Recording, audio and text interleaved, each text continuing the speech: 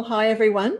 Babula and I are back with you again with the next lunar cycle, which is interesting. But the planets have certainly been rocking and rolling, haven't they, through January, particularly this last week.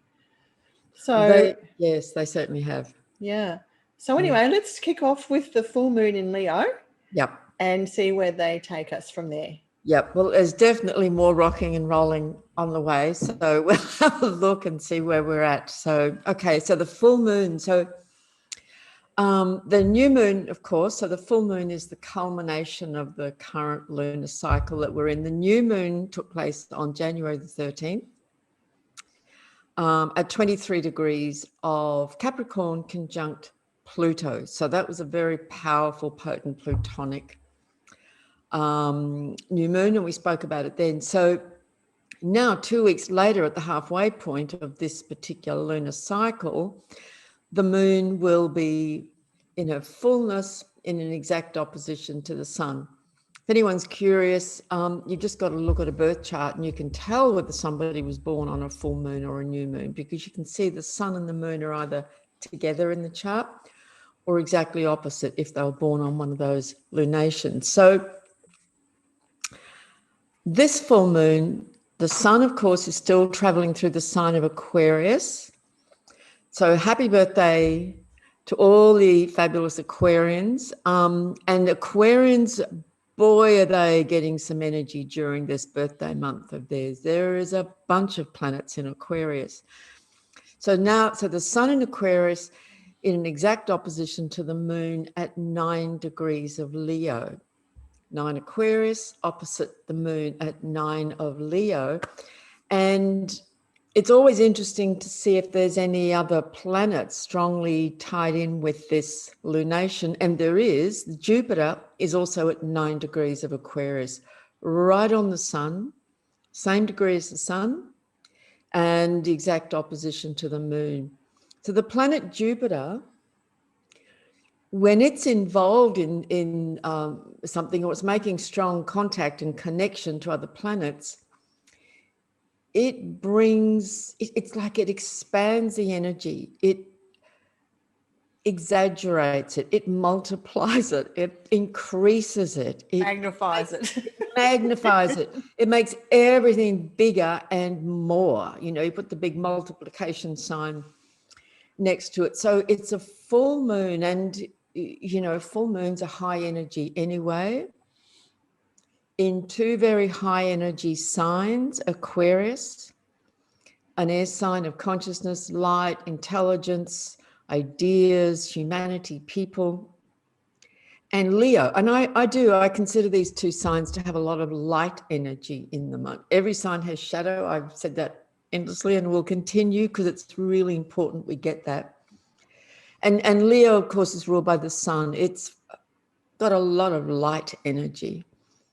So the moon, when she's in her full light, lit up in the sign of Leo, opposite the sun shining brightly in Aquarius, with Jupiter, the biggest planet in our solar system and a very high energy planet, that's a lot of energy. You know, it really, really is. So, you know, we often say around full moon, of course, and when there's strong Aquarian, Uranian energy around, it can really disturb our sleep. We can feel very restless, very unsettled, a bit agitated, but we can also feel really excited and like full of energy. And depending on what kind of, you know, work or activities or, you know, involvement is going on in your life, it can be a time, like I'm noticing already for me, like astrologically, I feel really switched on and I'm getting stuck into work and I'm getting things done. I'm thinking about, you know, workshops and so on. There's that energy, you know, that energy that's with us now.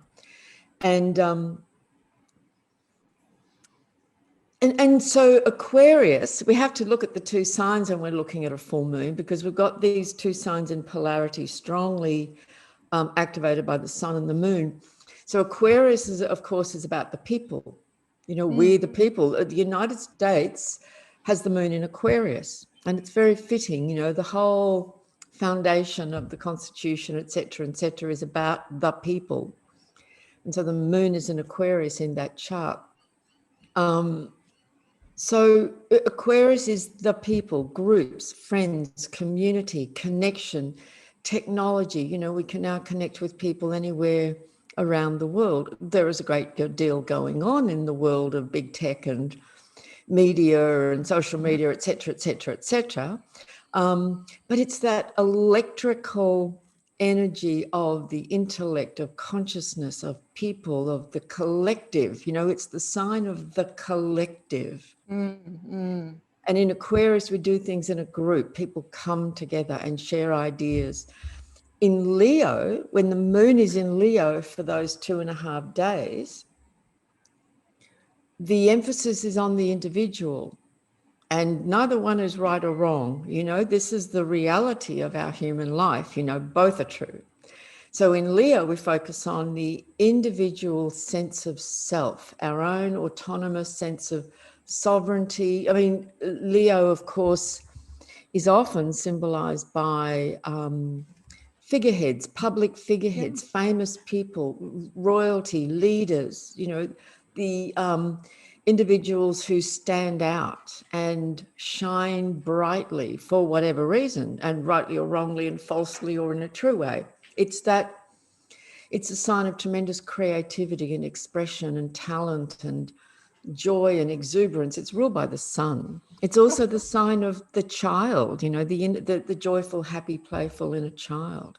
I think I was reading that the Queen Elizabeth II has moon in Leo. Yes, she does. Yes, yeah.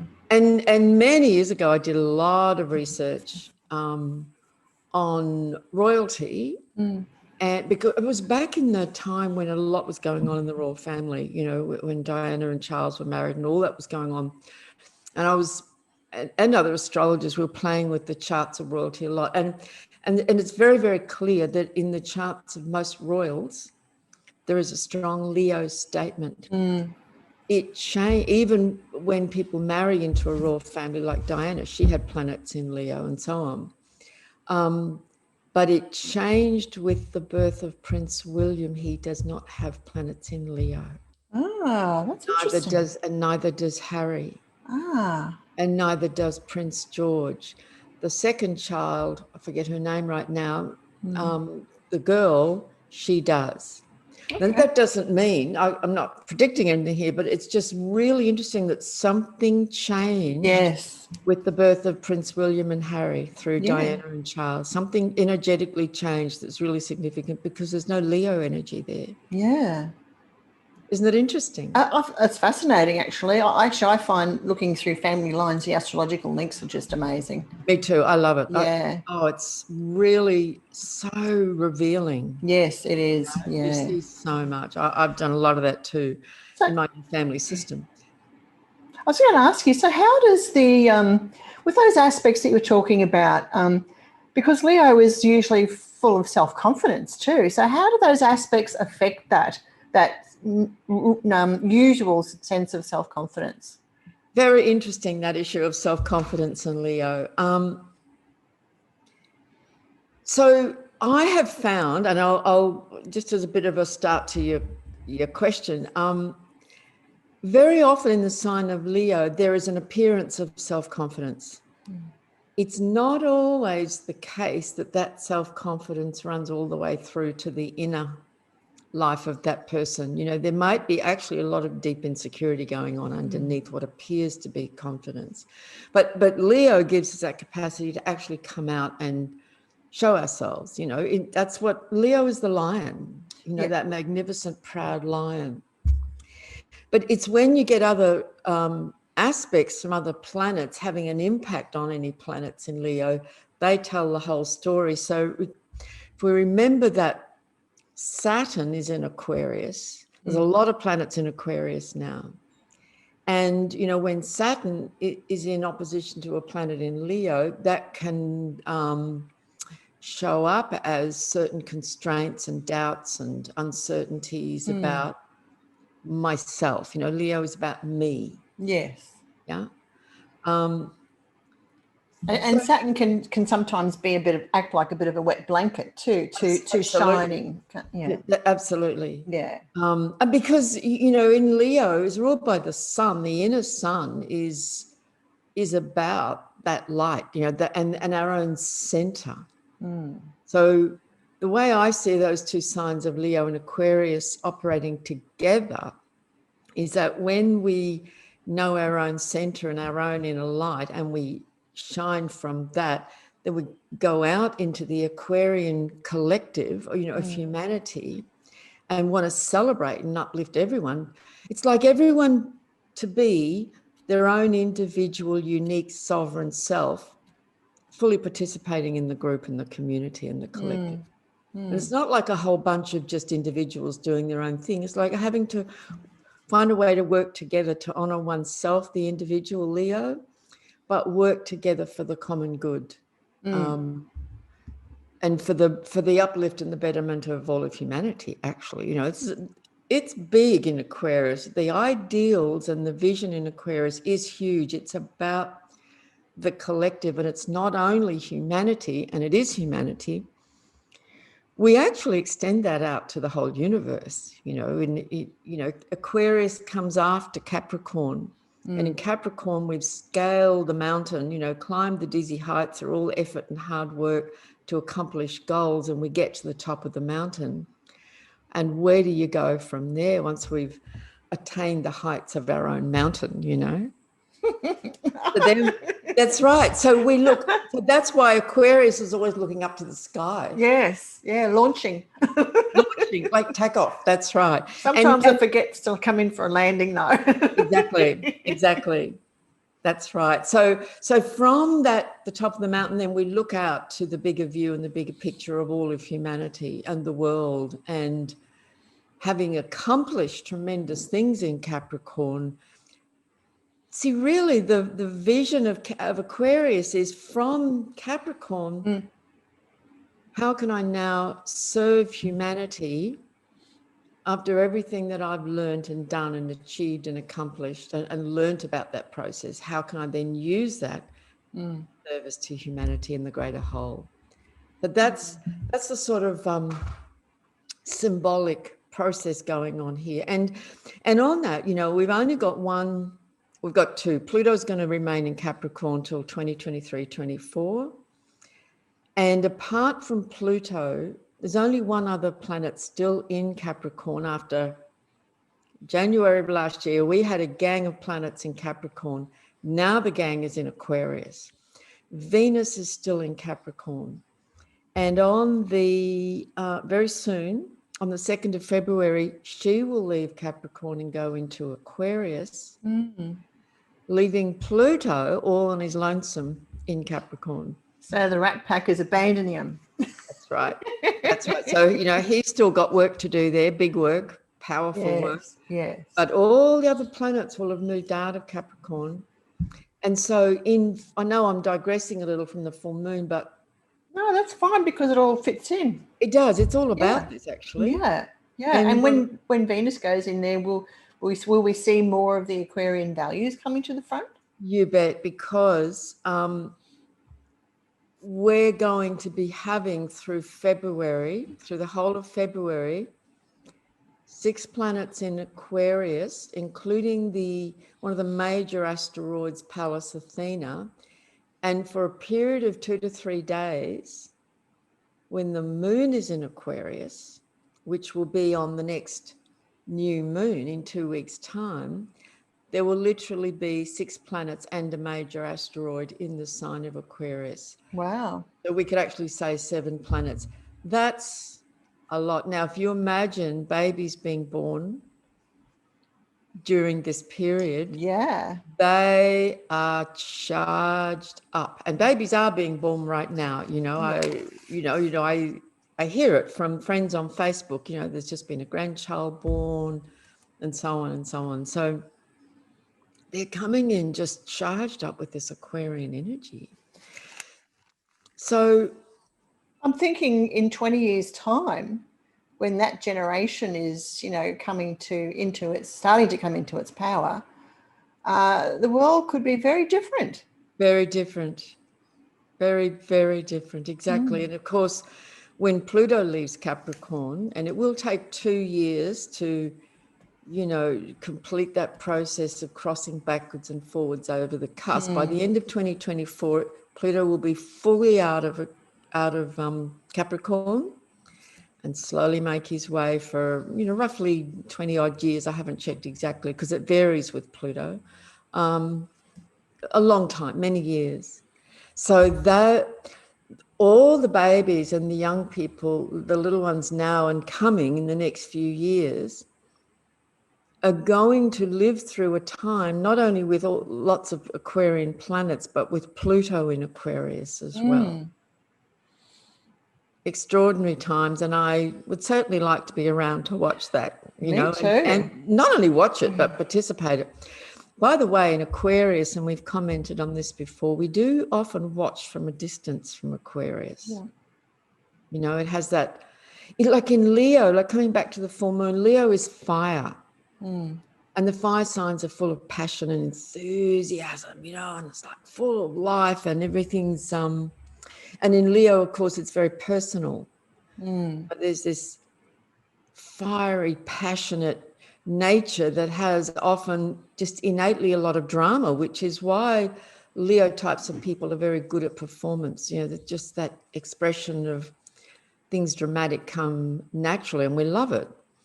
In Aquarius, we have a much more detached, intellectual view, because Aquarius is an air sign. We're up into the mental plane. It can be, it can be quite aloof, come across as indifferent. Actually, it can be indifferent and Completely. Seemingly unfeeling. Exactly. Yeah. Exactly. I was sharing with someone about this just the other day, and was saying it's a bit of a joke amongst astrologers, which is ruled by Aquarius. They might be talking to someone or suddenly discover in the news that, somebody famous or someone's father or somebody's just died, and the astrologer, the Aquarian, will say, "Oh, did you get the time? I need to do the chart." There's a kind of a detached, well, I have to know what the chart looks like. Yes. And they may not, in Aquarius, we don't always engage emotionally, it can be much more intellectually. This I know. But it's also independent thinking too, isn't it? Absolutely. Which we actually need right now. Boy, do we need. Yes. Yeah. Absolutely. Absolutely.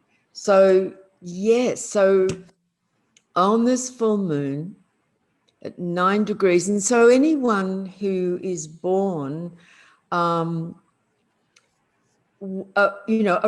about the end of January, early February, that means that their sun in their own birth chart will be around about 9 degrees of Aquarius, give or take a degree or 2 or 3. So this full moon will be activating that point. And it could be in any of the 4 fixed signs of Leo, Aquarius, Taurus, or Scorpio. So this full moon with Jupiter is really going to be activating that. Now Jupiter is also about truth. We said Jupiter brings increase and exaggeration, and it's, more. Yeah. As the ruler of Sagittarius, it's actually about the search for truth and higher meaning, and has a lot to do, like Zeus, the king of the gods, Zeus, Jupiter, was the head honcho on Mount Olympus. So Jupiter's also got something to do with the ruling classes, the lawgivers who don't always follow their own rules, like pass down laws and rules for the common folk. Aren't we seeing that right now in the world? Up there, in their elevated elite. Lots of double standards. Completely realms just doing what they like, So that's a part of this energy as well. And so it takes a lot of awareness to sort of sift through, and we're seeing a lot of, we just seem to be living in a quagmire of just, double talk, double speak, forked tongue. It's a bit of a mess, really. Yes, there is a real duality going on, but I thought that would have been more Gemini. It's not. Well, yes, actually, you're spot on, because I've mentioned this before, and it's relevant to bring it in now that the North Node is in Gemini. The North Node of the Moon has been for about a year, nearly. South node's in Sagittarius. Sagittarius ruled by Jupiter. But that nodal axis has been getting a square from Neptune for many months, actually. And right about now, that square, Neptune's moving into position where it's pretty much exactly square the nodes over the next month or so while all these planets are in Aquarius. So that Neptune square the nodes in Gemini and Sagittarius is also heightening tremendously this sense of confusion and overwhelm, and like, you know, and people often just saying like, I just don't know what's true anymore. I don't know what to believe anymore. Yeah. Yeah. And You I'm know, finding, where do you go for the actual truth? yeah. And I'm finding people are saying, like they're looking at news items, I don't believe that. Exactly. They just don't believe it. And how do you form a new order when there's no solid foundation? That's right. You know, that's the difficulty, isn't it? That's right. And that Neptune, which rules Pisces, is in Pisces, square the nodes in Gemini and Sagittarius. These signs are what we call mutable signs. And Neptune is very much like this. It feels like everything's constantly shape-shifting, you know, and it's, you know, something emerges, an idea, a piece of information, and then it dissolves again and it changes shape, and Yep. it feels like nothing's holding. Yeah. Yeah.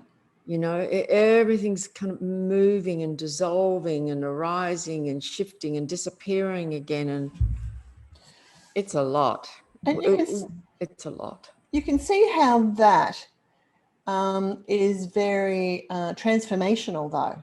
Yes. You know, because we respond to it, and in so doing, responding to that shifting in the external world, we're doing a lot of shifting in our inner world too, aren't we? And we're sorting, moving, you know, reevaluating, looking at this, looking at that, and then trying to establish something within us. And I think that, you know, you're talking about Leo being, you know, sort of being a sovereign.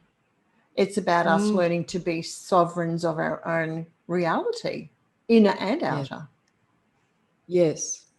Instead of looking to what the world has given us as the sovereign, you know, the Queen, the King, the Prime Minister, the President, you know, the ruler, you know, looking to the leader, you know, take me to your leader. Well, this in the Aquarian age and the shift and the transition into that, and it's, you know, this period now with so many planets in Aquarius is actually calling us all to wake up to, well, actually, maybe it's up to us. Yes, yeah. And we need to look to ourselves and what is sovereign inside of me and what are my innate, divine, human rights, you know, and in Aquarius, of course, it's very strong. You know, anyone who has strong Aquarius energy will know this and relate to this, that we are all born equal. We're not the same, but we're all equal.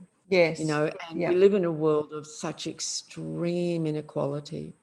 So this is such a transition phase for humanity, and it's not going to happen overnight. And it's, you know, that's why I don't believe there's a date when you can say the Aquarian age has begun. It's a transition period of many decades and possibly even a couple of hundred years, you know. But that's the process, isn't it, of recognizing that sovereign, divine sovereignty within ourselves and the power in that. And, you know, we've heard a lot in the last year. It reminds me of people talking about, you know, the elite is 1% and the rest of humanity is 99%, and that's where all the power is. But the power is only there if that 99% or the bulk of them are actually awake. Yes, and more are waking up all the time.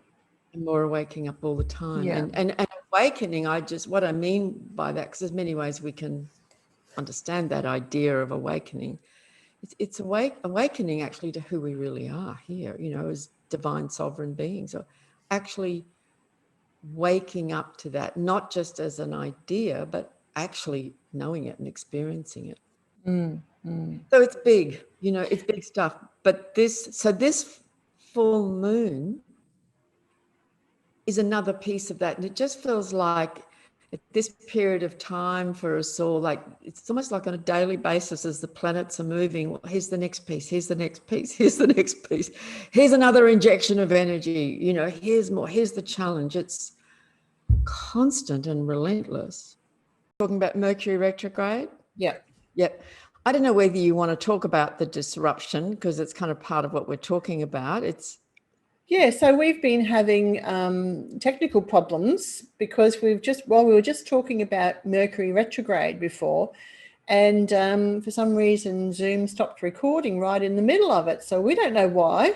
So we've come back to record the second half of our Astro update, and pick up, I should say, hopefully somewhere near where we left off. Yeah, so we've kind of broken the flow a little bit, but we'll get back into it. And I think it's just such a perfect demonstration of what the energy is like at the moment, you know. And even though we say on the 31st Mercury is stationary and turning retrograde, it's actually in the 2 weeks leading up that Mercury slows right down, and it's like the Mercury retrograde effect starts to be noticed. We start to see it and experience it. So, you know, my MP3 voice recorder that I record all my sessions on, it just stopped working. I changed the battery, it was perfectly fine. Tried a few back, nothing worked. So I've had to buy a new one. And often I say that Mercury retrograde is expensive because very often, you know, there's breakdowns in our equipment. It could even be your washing machine. It's not always technology as such, but yes, and you have to go and either pay for repairs or buy a new something or other. Yes, and we've had a change in volumes too between us from when we were recording before to now too, which is unexplainable. Yes, maybe we should get in the paranormal hunters. Yes, yes, because in Aquarius things can get weird, bizarre, unexplainable, and you're scratching your head going, what is going on? Yeah. You know, because it doesn't always make sense. So because this is a sign that's about energy, vibration, dimensions. I mean, we're in a kind of different territory here. We're in a very different realm here. So yeah, so we were speaking about, and we'll pick that thread up, on the 31st, Mercury officially begins to turn retrograde, and around the day or two that a planet's at its absolute standstill or station and changing direction, the energy of that planet, whatever it is, I have found is particularly strong, like at that point. So really, you know, from the full moon to the 31st, the first, the Mercury effect is going to be very noticeable. And I think it's amplified by the fact that it's the full moon, you know, Aquarius, Leo, full moon, and there's all these other planets in Aquarius. It's like someone's turning up the dials on the equipment. Yes. You know, and Aquarius is everything to do with electronics, technology, electricity, you know, those two lines, wavy lines that are the symbol, you know, they represent lines of energy. And the energy coming to us from the atmosphere and affecting our nervous systems. Completely. So we're all going, yeah. That's right. So there's all sorts of things going on in the cosmos and the universe, and, you know, the sun and solar flares and just so much going on that we're not always aware of. And our instruments can't always measure and so on. But, you know, it kind of reminds me of Tesla and his extraordinary work, you know, where he understood and made it very clear that everything's working on a vibrational level, and every single thing we see in the world around us, everything is actually existing in its own vibration, in its own, it is. That's why vibrational medicine is the way of the future. Yeah. And the other thing I might mention too for people who may have an interest is that there was a call which was snuck into some something that Donald Trump signed before he was voted out, for the National Security Agency, I think it was, and CIA and the Pentagon, sorry, to release all their documents about UFOs. And Aquarius, of course, governs aliens, extraterrestrial life, all those sorts of things too. Exactly. Yes. Exactly. And if and when all that comes about, and if and when extraterrestrials and beings from other star systems and so on begin to make their presence known and seen, it will be massive. And I'm not at all, I have no idea if that's going to even happen in my lifetime.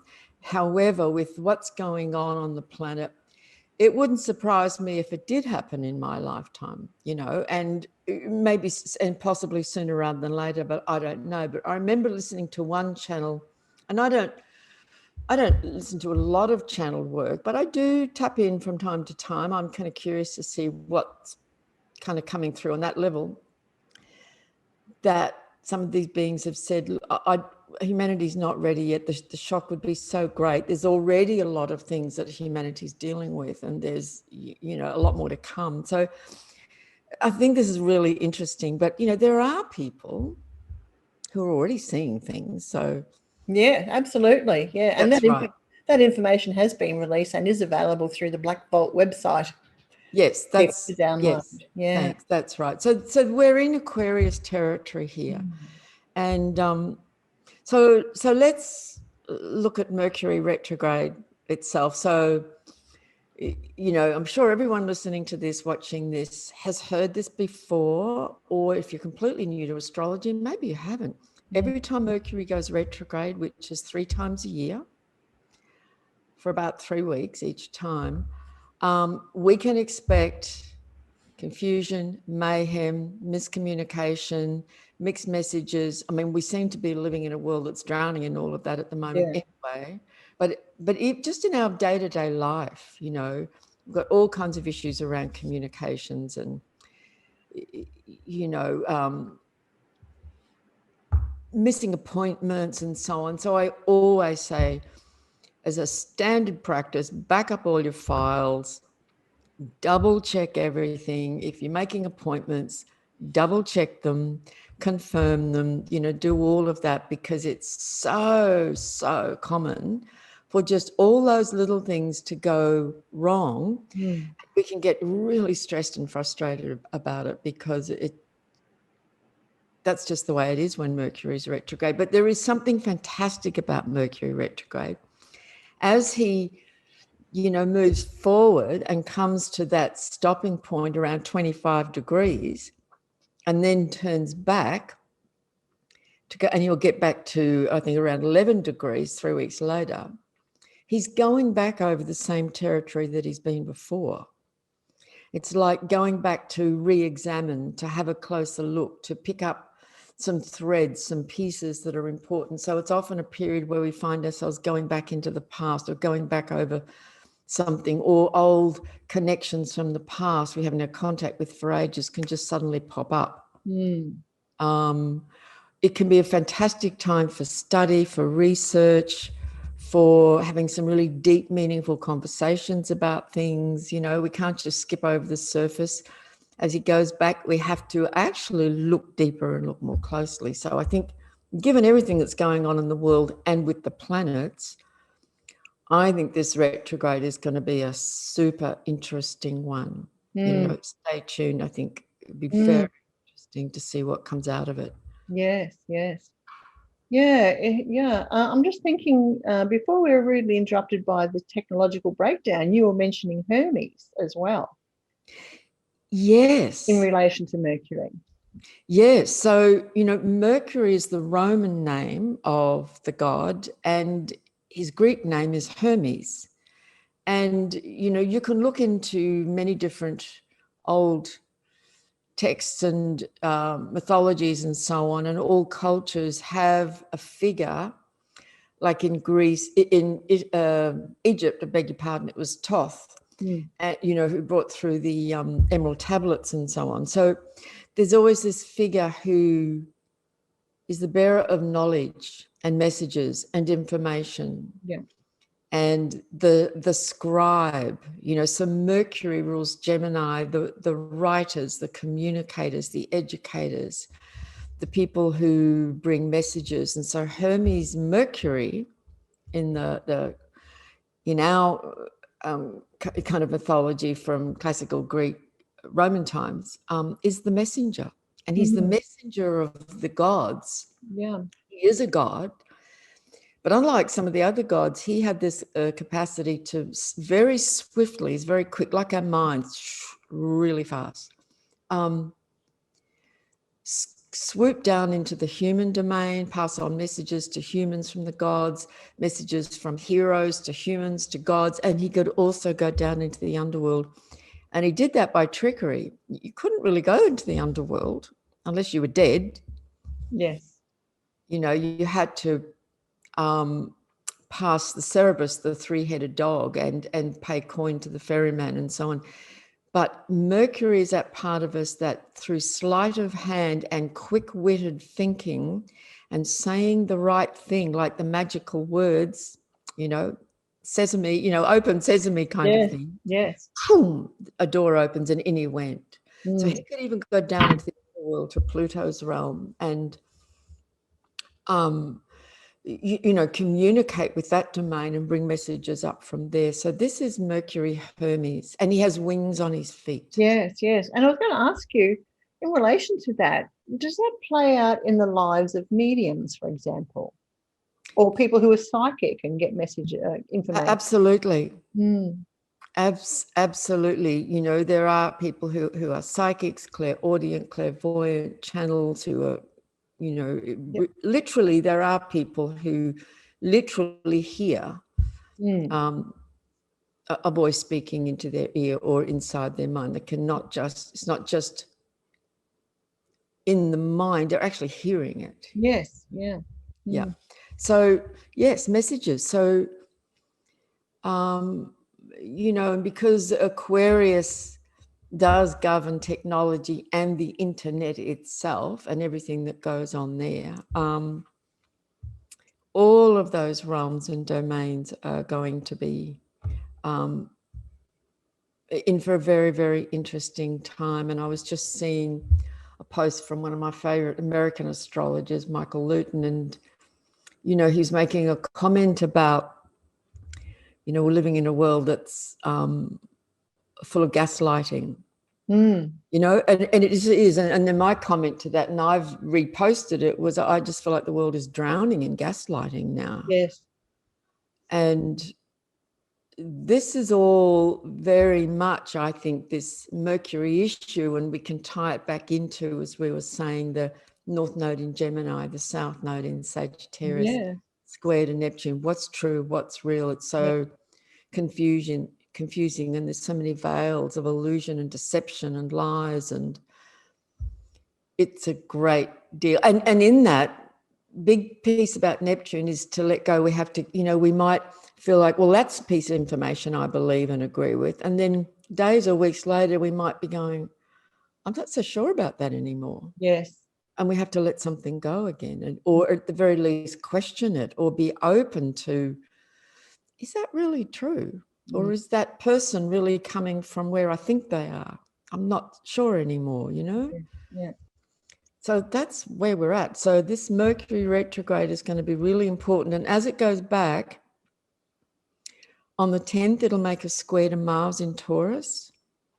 On the 13th, it will be conjunct Venus at 14 Aquarius. And on the 15th, it'll be conjunct Jupiter at 13 Aquarius. So, you know, it's making contact once again with those planets. And then it will come forward again and, you know, cross over them again. So when Mercury or any planet goes retrograde, Mercury particularly because it's a swift moving planet, if in our own chart, and I always check this when people are coming for a reading, particularly when there's a Mercury retrograde coming up, I look to see, is that going to be activating something directly in that person's chart? Because it's kind of useful to know. Yes, absolutely. You know, like this Mercury retrograde with all these other planets, during this period is going to be moving backwards and forwards over this point in your chart. Mm. You know, So when it does the retrograde over Venus and Jupiter, this is the 13th and 15th of February? Yeah. Yes. Yes. So During this.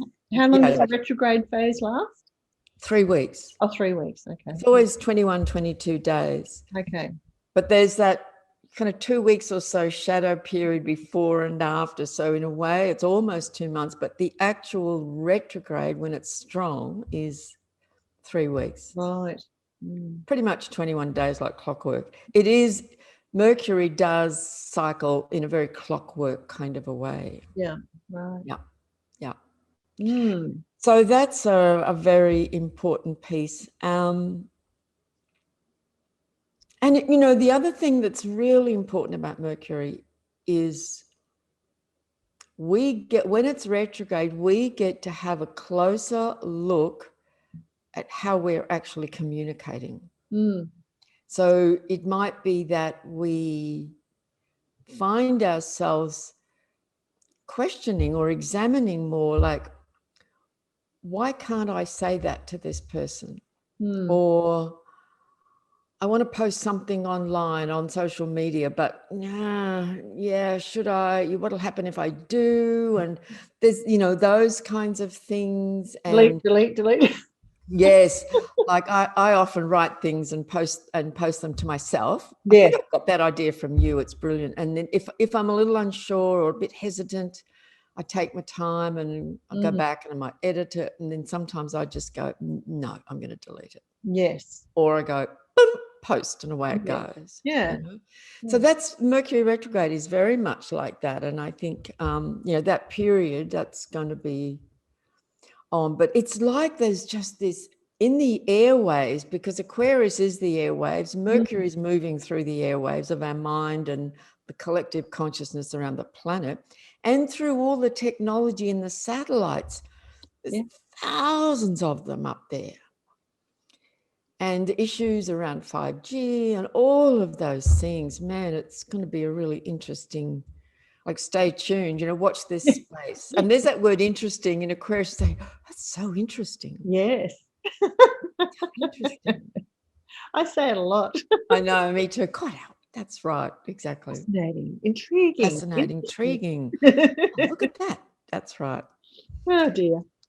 So then on the 2nd of February, Venus leaves Capricorn and goes into Aquarius. So she's leaving that very pragmatic sign, you know, structure, organization, and so on. And of course, Venus is the feminine principle of love, of beauty, the love light, of the heart, of the goddess, and so on. And when she comes into Aquarius, which will be for roughly 3 to 4 weeks, it's bringing to the fore that desire in we humans to connect with each other, to relate, to go and meet up with our friends and have lunch, or go to the cafe, or you know, we might find ourselves joining new groups online, because you suddenly come across a new group of people who you feel are really like-minded and on your same wavelength. I'm going to be speaking at a little astrology conference up on Mount Tambourine during on that first weekend, when all these planets and activities are going to be going on in Aquarius, and Venus will be in Aquarius, which is where I have my Venus. So it's like, that's just like happy time for me, you know, just getting together with beautiful people and talking astrology and hanging out and having great conversations in the breaks. And nice. Yeah. That's Venus in Aquarius, you know. Yeah. And that too, it has that sort of shadow to it, or does it just come in on that date? It comes in on that date. Okay, so you don't have a shadow energy before. No, it's just because it's not retrograde. Yes. Venus pretty much all year won't be in a retrograde phase, because she retrogrades every 20 months. But in December, pretty much at the end of December, she will go retrograde. And for the first part of next year, she will be retrograde in Gemini, I think, from memory. Yes. So pretty much for this year, no. So when she leaves Capricorn, she just leaves Capricorn and goes straight into Aquarius. Yeah. Right. Yeah. So it's a very kind of social, friendly, communicative, connecting sign for Venus to be in, because Venus is the urginess to want to connect and share and relate and express love, you know, and pleasure in being with like-minded people, Aquarius. Yes. Yeah. Then on the 6th, Venus meets up with Saturn, who we know is slowly moving through those first few degrees of Aquarius now. Saturn will be in Aquarius for about 2.5 years. On the 6th, Venus will be conjunct, that is joined up exactly, with Saturn at 5 degrees of Aquarius. So Venus with Saturn, if we look at Venus in terms of relationship, because she is a relationship planet, she rules Libra. Yep. There's a sense of, always when these planets join up with Saturn, there's a sense of, it becomes a little more serious, commitment. There's a steadying influence here, or it could be like for a couple of days, you just find you're getting a lot of work done on your computer, you know, or you might be having some important, serious conversations with certain friends, you know, with groups of people. You might be making a commitment to get actively involved with a certain group. Yeah, those kinds of things. Can also be making important decisions about money and finances, because Venus also rules Taurus, the money sign, amongst other things. And so Venus is also a money planet.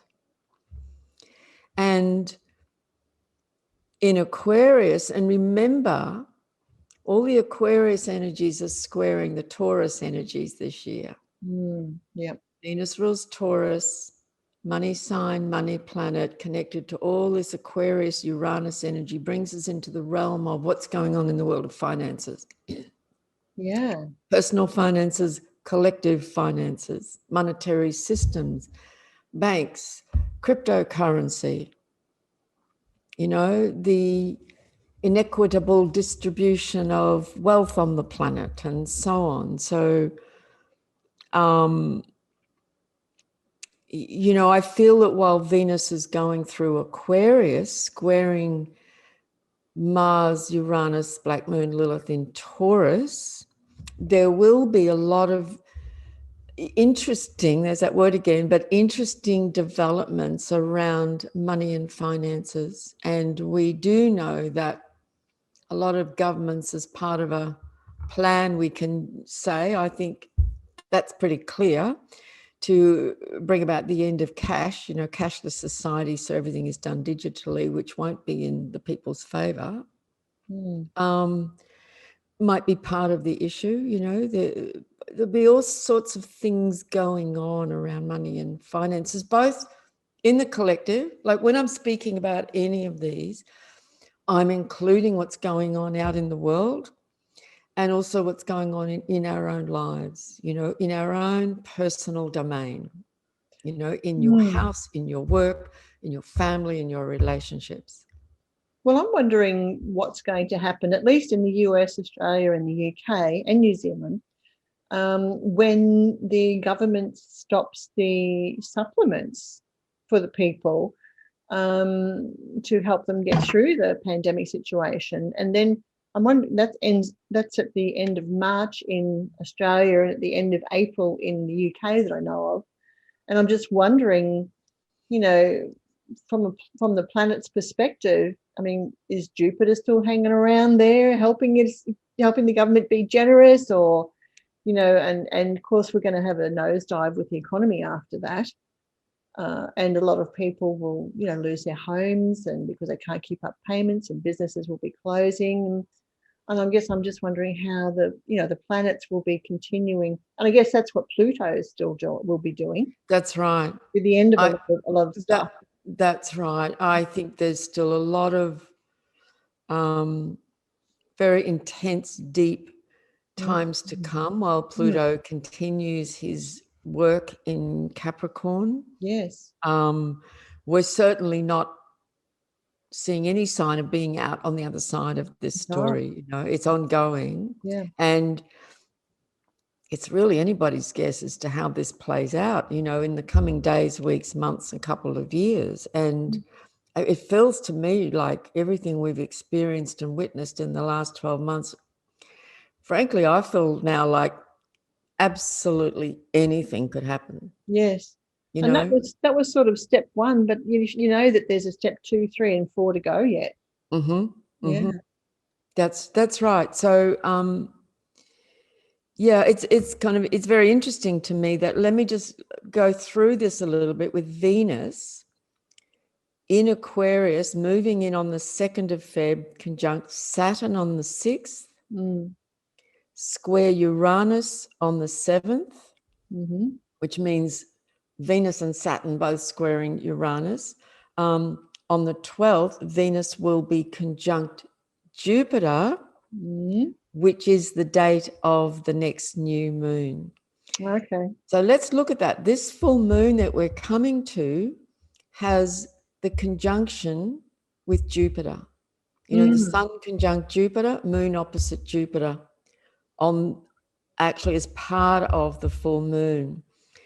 The new moon coming up on the 12th, at 23 of Aquarius, the new moon isn't conjunct Jupiter, but Venus is conjunct Jupiter at 12 degrees on the same day as the new moon at 23 of Aquarius, if that makes sense. Yeah, yeah.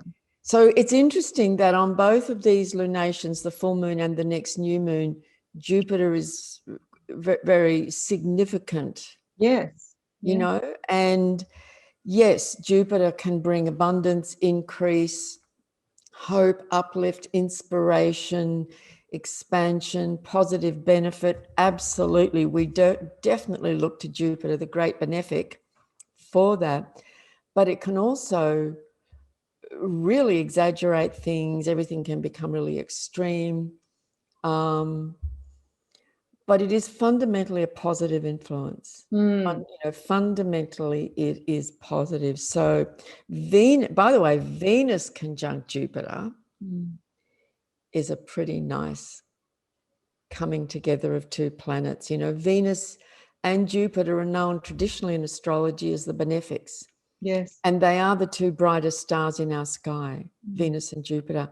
And which brings me to have a look at the night sky, depending on where you live around the planet. I must look at that actually, just double check that. But it will be a wonderful opportunity to see these really two bright stars really close together in the night sky.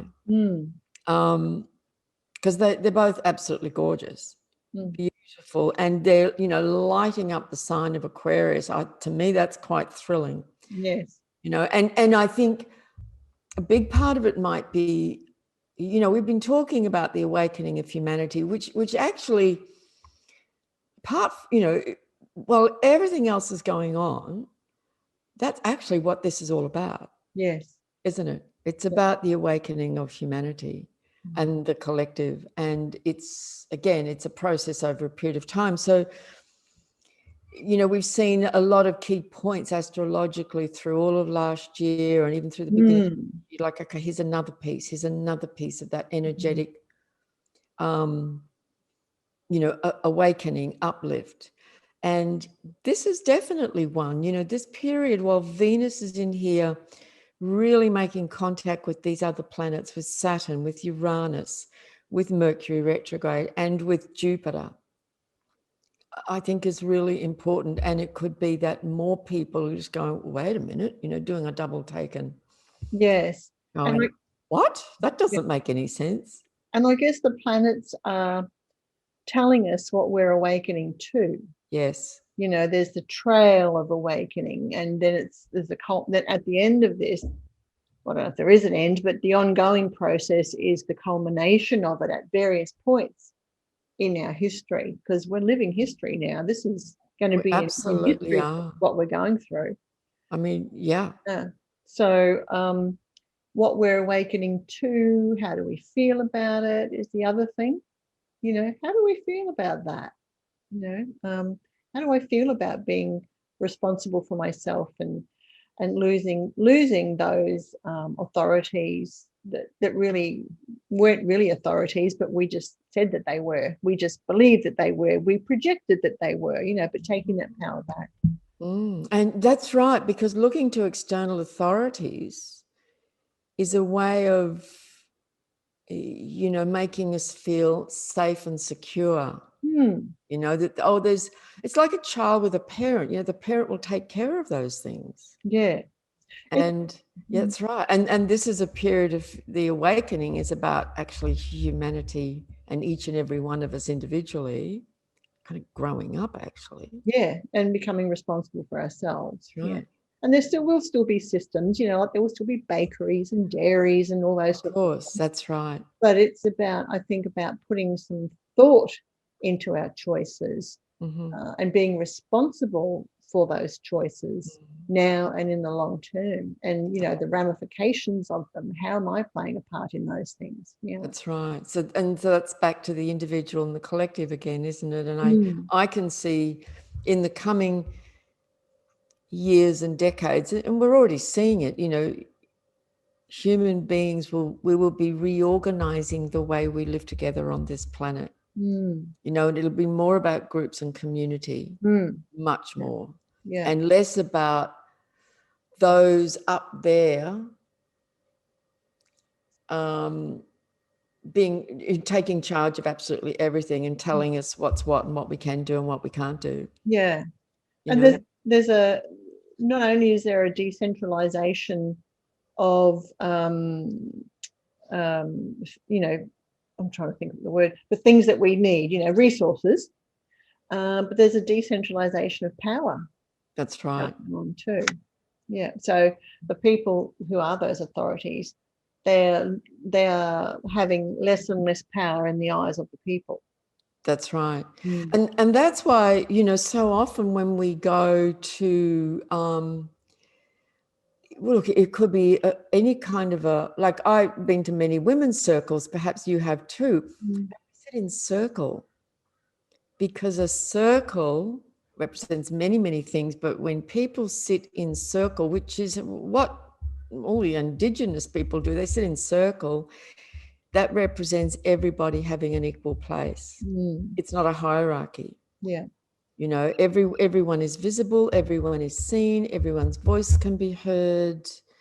Nobody is, there might be a facilitator, leader, guide at that point, but basically everyone is fully participating. Yes. And that's a feminine way. The circle is a feminine energy, and that's a part of the shift that's going to be going on as well. We aren't there yet, but it's happening. Yes. Yeah. Yeah. So we're and this is all building up these next couple of weeks, this part of this lunation cycle from full moon to new moon. This has been one hell of a lunation, a 4-week lunation cycle, from that new moon in Capricorn conjunct Pluto to the next new moon on the 12th in Aquarius. What a doozy of a cycle it is and has been. Huge.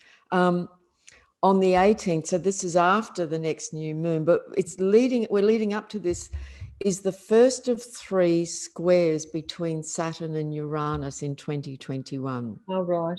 And astrologically speaking, that is the main story of 2021. Yes. It's this gathering of all these planets in Aquarius now, but all leading us to Saturn in Aquarius square Uranus in Taurus.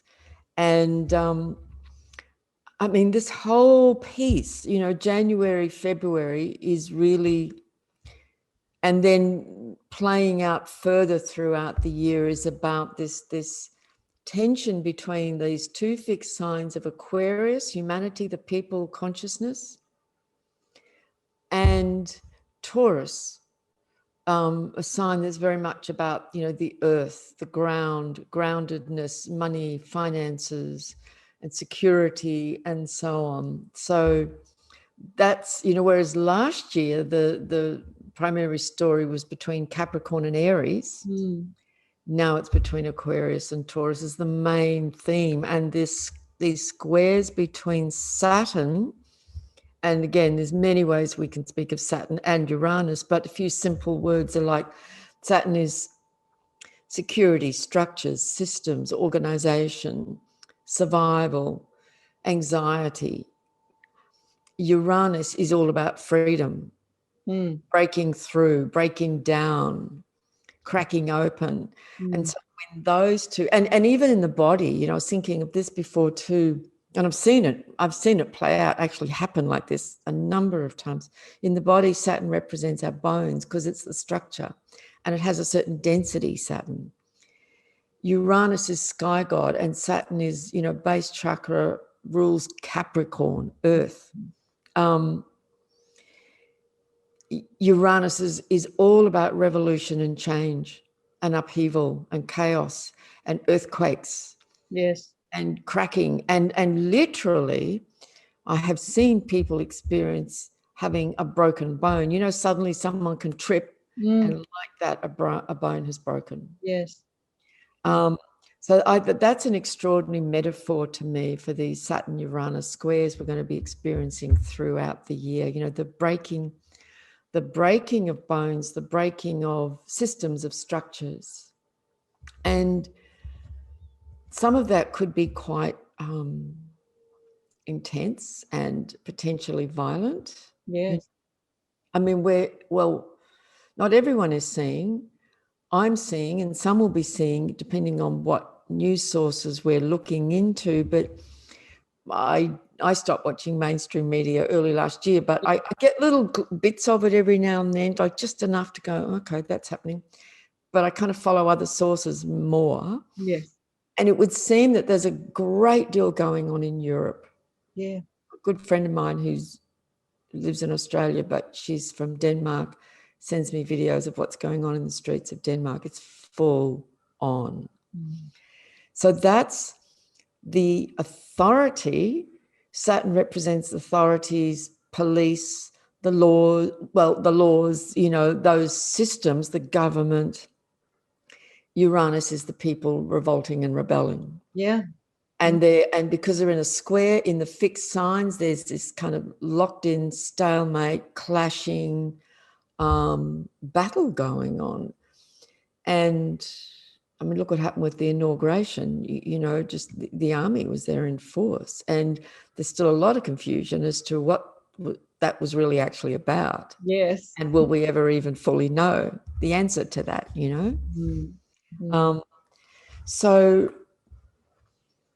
yeah, it's, you know, people used to ask me at the end of last year, is 2021 going to be any better? And it was just, yeah, it's going to be different. You know, it's energetically different. Yes, very different. The story continues to unfold.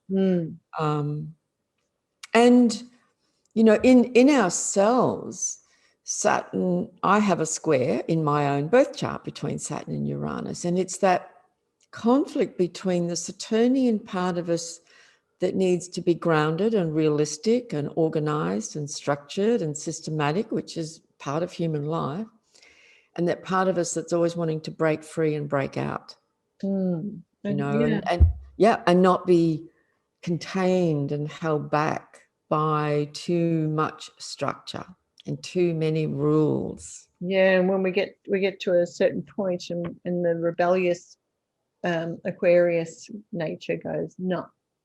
That's right. Not doing this. That's right. That's right. And we can become quite willful. Very. Very willful. Yeah. Yeah. But you know, remembering as much as possible that Uranus is ultimately, as is Aquarius, about consciousness and the collective and the awakening of humanity, and the old guard, the old system of control, which has been embedded for so long, kind of throwing everything they've got at it. you know, to maintain and tighten the grip of control. So it's intense, it's challenging, it's confronting, it's difficult. So if people want to know what the rest of the year is going to be like, pay attention to the 18th of February. And That's right. you get a taste of that energy.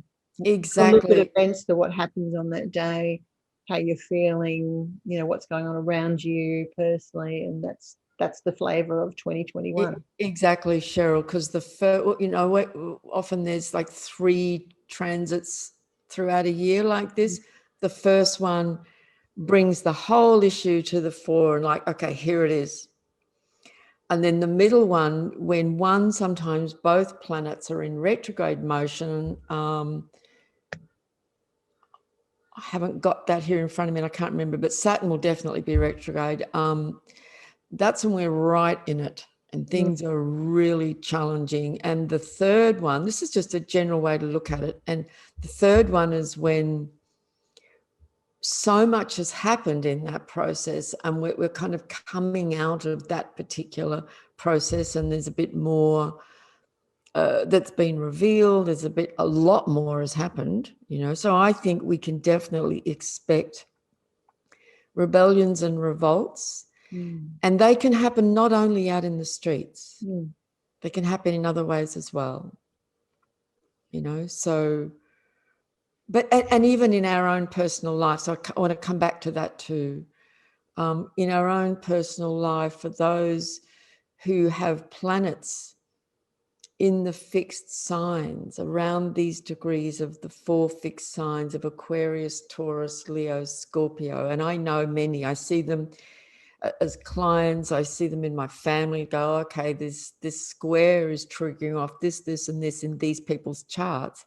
So that means that those individuals are going through their own story about what we've just been speaking about, you know, that desire for stability and security versus the desire to break free of what feels like a prison sometimes. Yes.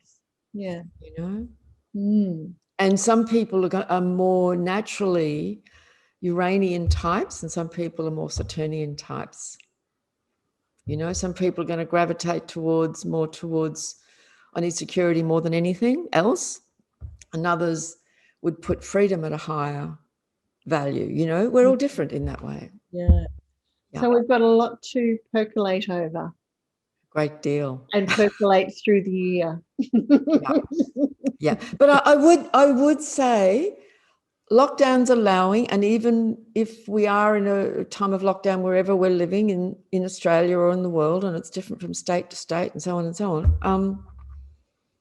on, what's really important with all this Aquarius energy is do your very best to stay connected. Friends, to people, to community. And even if it's online, like isolating ourselves isn't helpful with all that Aquarius energy. Yes. Yeah, absolutely. Yeah. Find a tribe and stick with them. Exactly. And stay connected, communicate. Yes. Yes, that's right. Yeah. Well, thank you so much for another. Goodness me, my brain is full. I know, it seems every time we get together, we don't sit here and say, well, there's nothing happening really. No, there's so much happening, you can't cover it all. And that's there's right. so much that you can go in depth with, but, you know, just don't have the time. And no, that's right. And it's too much for people to take in at once anyway. So exactly all of it and retain it. But thank you so much for your time again. You're so welcome, Cheryl. And, thank you. Thoroughly enjoyed it as usual. Me too. And thank you everyone who's been, who in particular watch our last Astro update. And if you watch this and you enjoy it, please give it a thumbs up. Remember to subscribe to our channel and tap the bell to make sure that you get notifications of when this is posted on the Body Light Centre channel. So thanks again, Babula. Thanks, Cheryl. Until next time, we'll see you all again. Bye, everyone. Okay, bye.